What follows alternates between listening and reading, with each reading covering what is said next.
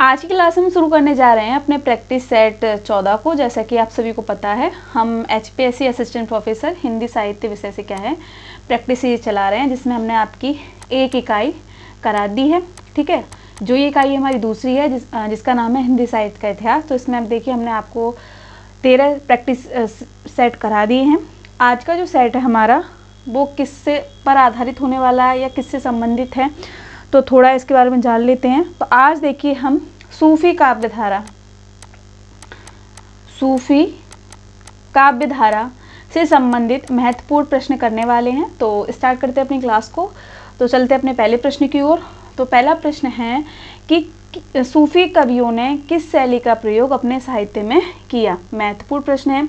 यदि आपने सूफी काव्य पढ़ा है, सूफी कवियों को पढ़ा है, तो आप आसानी से बता सकते हैं। जैसे आपने निर्गुण धारा के ज्ञानश्री जो कवि थे, संत कवि जिन्हें कह लें, उन्हें पढ़ा तो आपने देखा कि उन्होंने देखिए अवधी में रचनाएं लिखी है ना, राजस्थानी में रचनाएं लिखी। अगर हम कबीर की बात करें तो उन्होंने देखिए उनकी जो लैंग्वेज थी, उनकी जो भाषा थी, उसमें ब्रज भाषा भी देखने को मिलती है, अवधी भी मिलती है, फारसी भी मिलती है, पंजाबी भी मिलती है ना।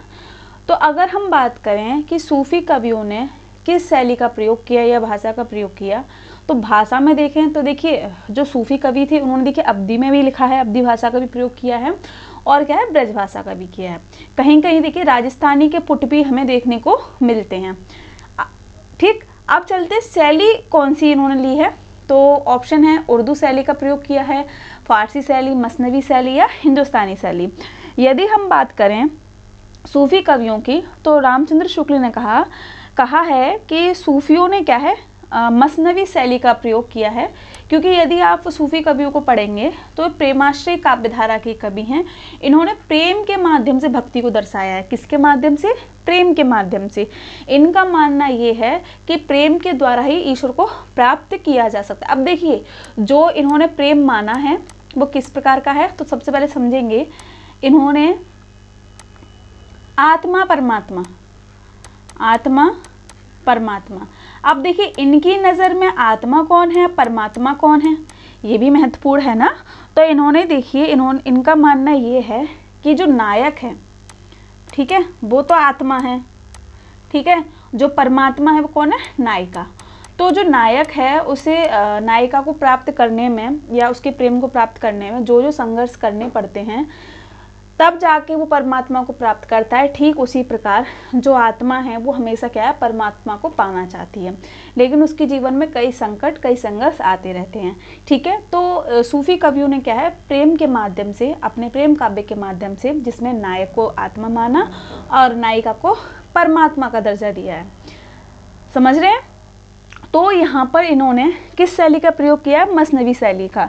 इसके साथ देखें कहीं कहीं देखिए फारसी, उर्दू के भी देखने को मिल जाते हैं पुट, लेकिन अधिकतर क्या है मसनवी शैली का ही इन्होंने प्रयोग किया है।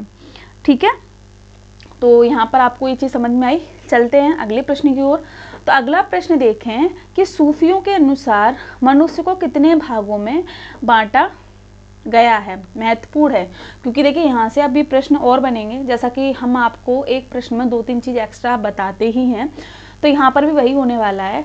तो बात करें कि इन्होंने मनुष्य को कितने भागों में बांटा है, तो देखिए इन्होंने 4 भागों में बांटा है। अब पहले देख लेते हैं पहला भाग क्या है, नफस, याद रखेंगे क्योंकि अर्थ पूछ लिया जाता है। दूसरा क्या है, अक्ल, ठीक है। तीसरा क्या है, कल्ब, और चौथा रूह।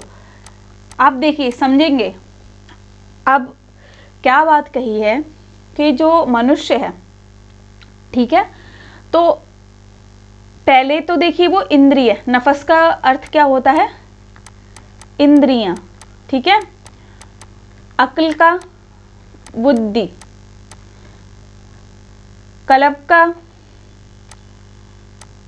हृदय, और रूह का परमात्मा। ठीक, अब समझिए कि जो नायक है, ठीक है, वो नफस, इंद्रियां, बुद्धि, हृदय और अंत में क्या है, इन तीनों स्टेट से गुजरता है और अंत में क्या है, परमात्मा को प्राप्त करता है। ये कौन कह रहे हैं, सूफी कवि जो हैं उनका मानना ये है कि मनुष्य के 4 भाग होते हैं। नफस का अर्थ होता है इंद्रियां, अक्ल का होता है बुद्धि, बुद्धि यानी कि जब उसमें कुछ सोचने समझने की शक्ति क्षमता का विकास होता है तो वो क्या कहलाती है, बुद्धि। क्लब क्या है, हृदय, यानी कि हृदय में जो मानवीय संवेदनाएं हैं, ठीक है, जो प्रेम है, तो प्रेम जब वो किसी स्त्री से करता है, नायिका से करता है, तो रूह यानी कि वो परमात्मा को प्राप्त कर लेता है। ये किस काव्यधारा के कवियों का मानना है, जो सूफी कवि काव्यधारा है उनका मानना है। समझ आ रही है बात आपको? तो सूफी कवियों ने मनुष्य को 3 भागों में बांटा है, 4 भागों में बांटा है। पहला है नफस, अगर नफस का अर्थ करें तो ये इंद्रियां, अक्ल का बुद्धि, कल्ब का हृदय और रूह का परमात्मा। समझ आई आपको बातें? ठीक है, चलते हैं अपने अगले प्रश्न पर।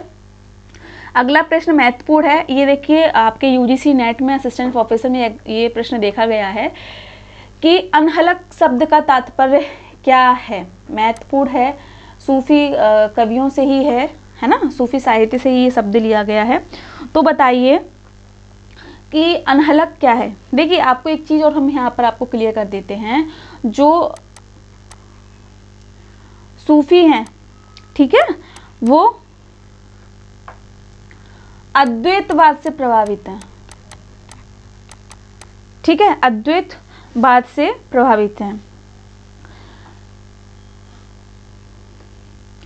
बात करें कि अनहलक शब्द से क्या तात्पर्य है, तो यहाँ पर ऑप्शन दिए हैं, अहम ब्रह्मास्मि, शैतान, खुदा, हृदय। देखिए हृदय मैंने आपको बताया कि हृदय आपकी जो कल्ब है उससे संबंध, ठीक है, खुदा, ईश्वर, शैतान। देखिए एक और चीज़ आप सूफी कवियों में ये देखेंगे कि इन जो शैतान की अवधारणा है तो इनके काव्य में ज़्यादा मिलती है। क्यों मिलती है? क्योंकि मैंने आपको बताया ना कि नायक आत्मा है और परमात्मा कौन है, नायिका।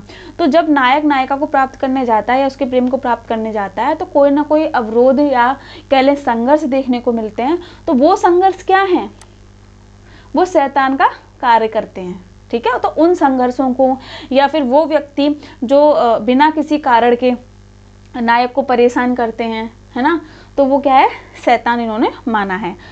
अनहलक शब्द को अगर बात करें तो इसका अर्थ होता है अहम ब्रह्मास्मि में। जैसे मैंने कहा आपको कि सूफियों के अनुसार बंदा अपनी साधना से खुदा को प्राप्त करता है, ठीक है, मतलब जब वो साधना करता है तभी वो क्या है, खुदा को प्राप्त करता है। तो यहाँ पर बताया गया है कि अद्वैतवाद का अहम ब्रह्मास्मि या सोहम एक और शब्द है, यदि अहम ब्रह्मास्मि ना आए तो सोहम, तो ये शब्द आ जाए तो इसका जो अर्थ होता है वो अनहलक होता है, यानी कि अहम ब्रह्मास्मि, तो जिसका अर्थ होता है कि बंदे द्वारा खुदा की एकता का वर्णन करना, है ना। तो अगर हम बात करें, देखिए यहाँ पर सूफी कवियों की बात हो रही है, किसी संप्रदाय की बात नहीं हो रही है, क्योंकि ये जो इस्लामिक संप्रदाय है उसमें ये चीज़ें मानी नहीं जाती इतनी। लेकिन क्या है, जो सूफी कवि हैं, देखिए जो विद्वान होता है वो हर संप्रदाय, हर या कह लें धर्म की पुस्तकों को पढ़ता है। जो विद्वान होते हैं ना, वो ये नहीं देखते कि किस वर्ग विशेष से या जाति विशेष से, धर्म विशेष से हैं, वो जो चीज़ उन्हें प्रभावित करती है, अच्छी लगती है, वो उसे अपना लेते हैं, ठीक है।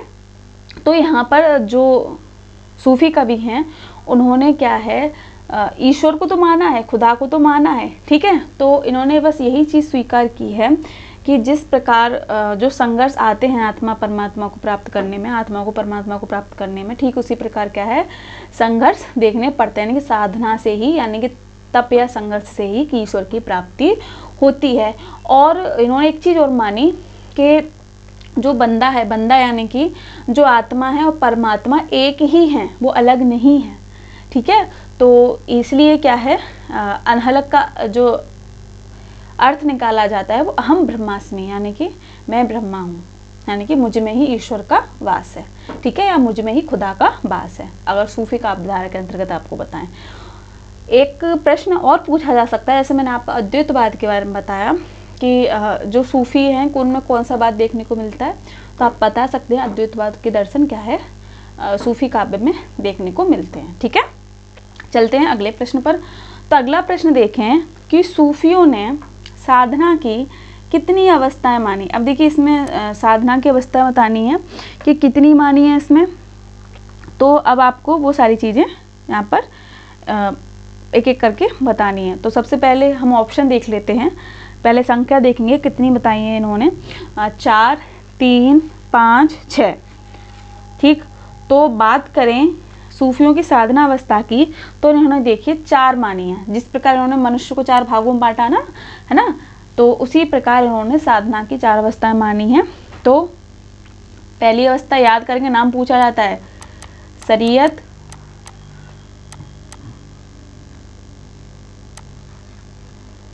तरीकत,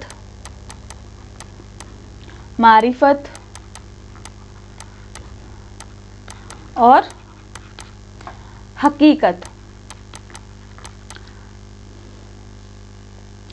देखिए जो शरीयत होती है वो क्या है, सामान्य अवस्था है। कैसी अवस्था है, सामान्य अवस्था। ठीक है, इसमें क्या होता है, इसमें कुरान के नियमों का पालन किया जाता है। दूसरी जो है तरीकत, यानी कि जब हृदय शुद्ध होता है ना, किसी के लिए कोई बैर भावना नहीं होती है, तो ये अवस्था क्या कहलाती है, तरीकत कहलाती है। वहीं अगर मारिफत की बात करें तो जब ईश्वर की अनुभूति होने लगती है ना, जब ईश्वर की अनुभूति होने लगती है, जब इंसान ईश्वर को मानता या अध्यात्म की ओर जाने लगता है, तब मारिफत की अवस्था होती है।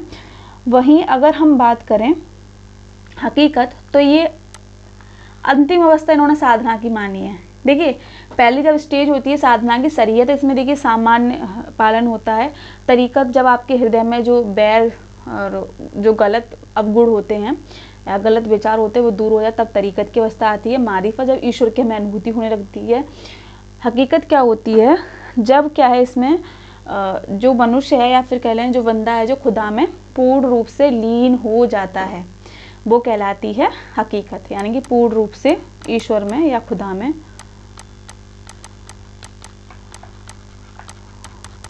फना हो जाना। ठीक है, ये है इनकी साधना अवस्था। ठीक, तो चलते अपने अगले प्रश्न पर। अब देखिए अगला प्रश्न जो है कि भारत में सूफियों का प्रचार प्रसार कब से हुआ। महत्वपूर्ण प्रश्न है ये।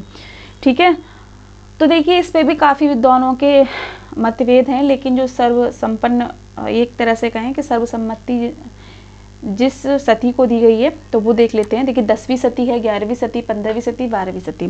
तो बात करें कि हिंदी साहित्य में भारत में सूफी का प्रचार प्रसार कब हुआ, 12वीं सती में। ठीक है, और किनके द्वारा हुआ, नाम भी याद रखना है आपको। ठीक है, ख्वाजा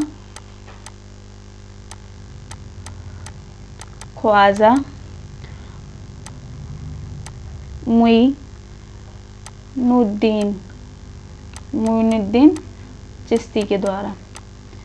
ठीक, अब मैं बात करूं हिंदी साहित्य में सूफी काव्य जो धारा है उसका प्रभाव देखने को कब मिला या उसका चलन कब हुआ। हिंदी साहित्य में सूफी काव्य धारा,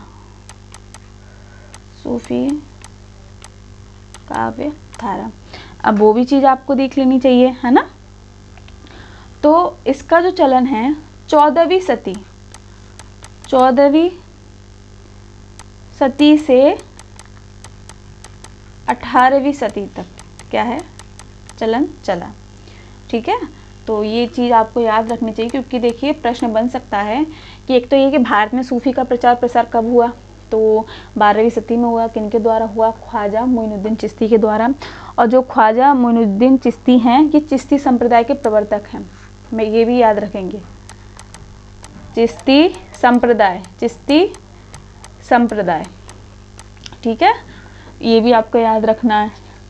हिंदी साहित्य में सूफी काव्य धारा का चलन या प्रचलन कब हुआ, 14वीं सदी से स्टार्ट हुआ, कब तक, और 18वीं सदी तक। ठीक है, तो आपको ये चीज़ें समझ में आ गई होंगी। चलते अपने अगले प्रश्न पर। तो अगला प्रश्न देखें कि रामचंद्र शुक्ल ने सूफी शाखा का प्रथम कवि किसे माना है। महत्वपूर्ण प्रश्न है। ये प्रश्न बनते हैं कि रामचंद्र शुक्ल ने सूफी शाखा का प्रथम कवि किसने माना है। तो ऑप्शन है कुतुबन, जायसी, असायत या मंजन। ठीक है, तो रामचंद्र ने कुतुबन को क्या है, सूफी शाखा का प्रथम कवि माना है। कुतुबन की रचना है वो भी देख लेते हैं, कौन सी है, मृगावती। इसका टाइम पीरियड देखें तो 1501, सन 1501 में ये रचना देखने को मिली। ठीक है, अगर हम बात करें ये किस भाषा में है, तो ये अवधी। कौन से छंद का प्रयोग हुआ है इसमें, दोहा चौपाई। ठीक है, दोहा चौपाई छंद का प्रयोग हुआ है, याद रखेंगे आप। ठीक है, तो यहाँ पर देखिए रामचंद्र शुक्ल ने क्या है, सूफी काव्यधारा का प्रथम कवि माना है कुतुबन को।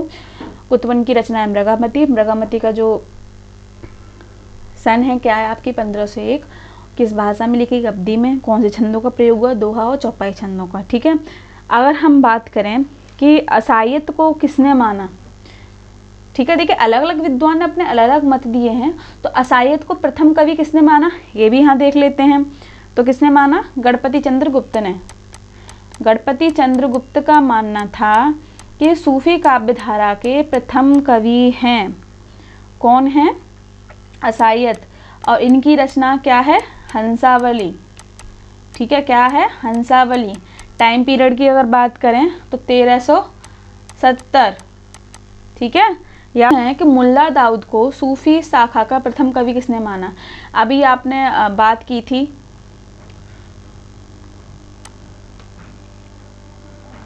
रामचंद्र शुक्ल के अनुसार सूफी काव्यधारा का प्रथम कवि कौन है, तो कुतुबन है। वहीं असायत कौन है, गणपति चंद्र ने माना सूफी काव्यधारा का प्रथम कवि। अब बात हो रही है मुल्ला दाऊद की। तो देखिए मुल्ला दाऊद को किसने प्रथम कवि माना, ठीक है, सूफी काव्यधारा का, राम कुमार वर्मा ने, हजारी प्रसाद द्विवेदी ने, बच्चन सिंह ने। गणपति चंद्र होंगे नहीं कि मैंने आपको बता दिया। ठीक है, राम कुमार वर्मा, इन्होंने मुल्ला दाऊद को क्या है, सूफी काव्यधारा का प्रथम कवि माना। ठीक, मुल्ला दाऊद की रचना का क्या नाम है, चंदायन। ठीक है, चंदायन का जो टाइम पीरियड है क्या है, 1379। ठीक, किस भाषा में लिखा गया ये, अवधी। कौन से छंदों का प्रयोग हुआ है, दोहा और चौपाई। ठीक है, अगर हम बात करें कि हजारी प्रसाद द्विवेदी ने किसे माना सूफी काव्यधारा का प्रथम कवि, तो ये भी देख लेते हैं। इन्होंने माना है ईश्वर दास को, ईश्वर दास को। ठीक है, इनकी रचना है सत्यवती कथा। सत्यवती कथा, सत्यवती कथा। प्रकाशन वर्ष देखें सन 1501। अगर हम इनकी भाषा की बात करें कि किस भाषा में ये लिखा गया है, तो देखिए अवधी भाषा में, अवधी भाषा में, छंद, दोहा, चौपाई। आप सूफी काव्यधारा में देखेंगे कि ज़्यादातर क्या है, अवधी भाषा का प्रयोग हुआ है और दोहा चौपाई छंद का ही प्रयोग ज़्यादातर देखने को मिलता है। ठीक, तो यहाँ पर देखिए आपने मुल्ला दाऊद की रचना यानी चंदायन कब किस सन में ये प्रकाशित हुई, 1379 में। ठीक है, तो इन्हें सूफी शाखा का प्रथम कवि किसने माना, राम कुमार वर्मा ने। अगर हम बात करें हजारी प्रसाद द्विवेदी ने किससे माना, तो उन्होंने ईश्वरदास को माना। किस कवि को माना, तो ईश्वरदास को माना। इनकी रचना क्या है, सत्यवती कथा है, सन 1501। छंद, दोहा, चौपाई, भाषा अवधी। समझ आ रही है बात। ठीक है, चलते अपने अगले प्रश्न पर। तो अगला प्रश्न देखें, कथन से है प्रश्न कि कुछ शब्द ऐसे हैं, यहाँ मिसप्रिंट हुआ है, कुछ शब्द ऐसे हैं जिनका प्रयोग जायसी और तुलसी को छोड़ और किसी कवि ने नहीं किया। तो ये कथन किसने कहा है, महत्वपूर्ण कथन है, रामचंद्र शुक्ल ने, हजारी प्रसाद द्विवेदी ने, या फिर रामविलास शर्मा ने, या बच्चन सिंह ने। तो यहाँ पर क्या है आपको बताना है ये। तो यहाँ पर अगर हम देखें तो ये कथन किसने कहा है, रामचंद्र शुक्ल ने कहा है। किसने कहा है, रामचंद्र शुक्ल ने कहा। तो ऑप्शन कौन सा होगा हमारा, ए सही। चलते अगले प्रश्न की ओर कि पद्मावत में कितने खंड हैं, महत्वपूर्ण। ठीक है, पद्मावत में कितने खंड हैं, 67, 69, 57 या 56। तो कितने खंड हैं इसमें, 57। ठीक है, देखिए दूसरी बात क्या है, कभी कभी प्रश्न ऐसा भी बन जाता है कि पद्मावत में जो भाग विभाजित किए गए हैं उन्हें क्या कह के संबोधित किया है कवि ने, खंड कह के, सर्ग कह के, समय कहकर, या भाग कह के। तो आपको पता होना चाहिए 57 खंड है। ठीक है, चलते हैं अगले प्रश्न पर। तो अगला प्रश्न है कि अनुराग बांसुरी किसकी रचना है। ठीक है, तो यहाँ पर आपको बताना है अनुराग वारसी किसकी रचना। ऑप्शन दिए हैं नूर मोहम्मद की, कासिम शाह की, उस्मान की, शेख नबी की। तो बात करें अनुराग वारसी की तो ये किसकी रचना है, नूर मोहम्मद की। ठीक है, अगर बात करें कि कासिम शाह ने कौन सी ग्रंथ को लिखा तो ये भी आपको पता होना चाहिए, लिख देते हैं हंस जवाहिर। ठीक है, और उस्मान ने किसे लिखा है, चित्रावली, चित्रावली। शेख नबी ने किसे लिखा है, ज्ञानदीप को। ठीक, चलते हैं अगले प्रश्न पर। तो पद्मावत में किन छंदों का प्रयोग हुआ, महत्वपूर्ण प्रश्न है। जैसा कि मैंने आपको बताया कि सूफी काव्य धारा में देखिए ज़्यादातर क्या है, आपको दोहा चौपाई छंद ही देखने को मिलेंगे। ठीक, तो ऑप्शन कौन सा सही होगा, ए। ठीक, चलते हैं अपने अगले प्रश्न की ओर। तो अगला प्रश्न देखिए कि जायसी ने हिंदी वर्णमाला को लेकर कौन सा सिद्धांत संबंधी ग्रंथ लिखा। पद्मावत के विषय में तो आप सभी जानते हैं, पर ऐसा कौन सा ग्रंथ है जिसमें जायसी ने हिंदी के जो अक्षर हैं या कह लें जो वर्ड हैं, हर एक वर्ड का उन्होंने सैद्धांतिक मूल्यांकन किया है। तो कौन सी रचना है ऐसी, अखरावट है या आखिरी कलाम है, मसलनामा है, कहरनामा है। तो कौन सी है, अखरावट। ठीक है, अगर हम बात करें आखिरी कलाम की तो देखिए आखिरी कलाम में कयामत का वर्णन है, कयामत का वर्णन, ये भी आपको पता होना चाहिए क्योंकि प्रश्न बन सकता है कयामत का वर्णन किसमें, आखिरी कलाम में। कहरनामा में क्या है, इसमें आध्यात्मिक विवाह, आध्यात्मिक विवाह का वर्णन है। ठीक, आध्यात्मिक विवाह का वर्णन यानी कि आत्मा परमात्मा का वर्णन। ठीक है, मसलनामा क्या है, इसमें लोकोक्तियों,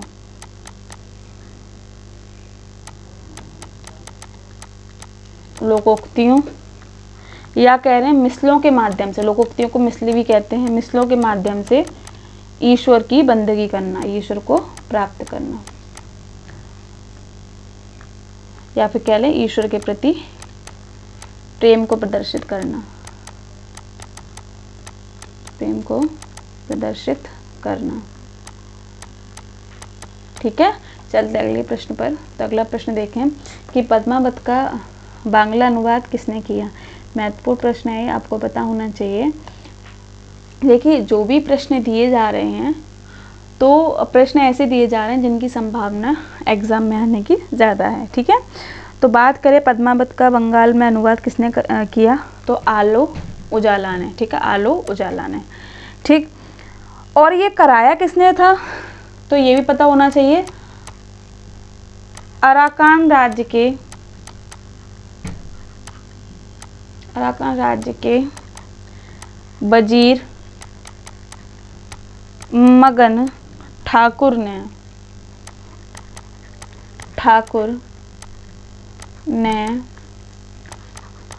सन 1650 ईस्वी में क्या है, आलो उजाला नाम के कवि से पद्मावत का बंगाल में अनुवाद करवाया है, बंगला भाषा में अनुवाद कराया।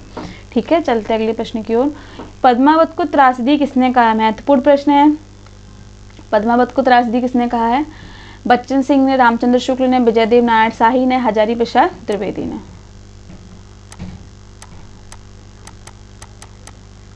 बताना है तो किसने कहा है, विजयदेव नारायण शाही ने। ठीक है, चलते अगले प्रश्न की ओर। तो तुलसी की भाषा के स्वरूप को कथन से संबंधित ये प्रश्न है कि तुलसी की भाषा के स्वरूप को पूर्णतया समझने के लिए जायसी की भाषा का अध्ययन आवश्यक है। यानी कि तुलसीदास की भाषा आप तभी समझ सकते हैं जब आपने जायसी की भाषा को पढ़ा हो। देखिए जो जायसी की भाषा है तो वो भी अवधी, पर इन्होंने ठेठ अवधी का प्रयोग किया। ठीक है, वहीं जब तुलसीदास ने अपने ग्रंथ को लिखा, रामचरितमानस को लिखा, तो उन्होंने परिष्कृत अवधी का प्रयोग किया या साहित्यिक अवधी का प्रयोग किया है। समझ रहे हैं? तो कथन किसका है, रामचंद्र शुक्ल का, बच्चन सिंह का, हजारी प्रसाद द्विवेदी का, नगेंद्र का। तो कथन किसका है, ये रामचंद्र शुक्ल का। ठीक है, तो आज की क्लास में देखिए हमने 15 क्वेश्चन किए, जिसमें आपको सूफी काव्य धारा से संबंध में जो महत्वपूर्ण प्रश्न थे वो कराए। अगर आपको इस क्लास में कुछ भी समझ में नहीं आया हो तो आप कमेंट बॉक्स में बता सकते हैं। ठीक है, और बाकी आपको मिलते हैं अगली क्लास में 15 क्वेश्चन के साथ। तो देखिए अगली क्लास में क्या है, सूफी काव्य धारा के कुछ प्रश्न रहेंगे, उसके बाद क्या है हम राम भक्ति काव्य धारा से क्या है प्रश्न करेंगे। ठीक है, तो मिलते हैं आपको अगली क्लास में, बने रहें अपने चैनल के साथ। बहुत बहुत धन्यवाद।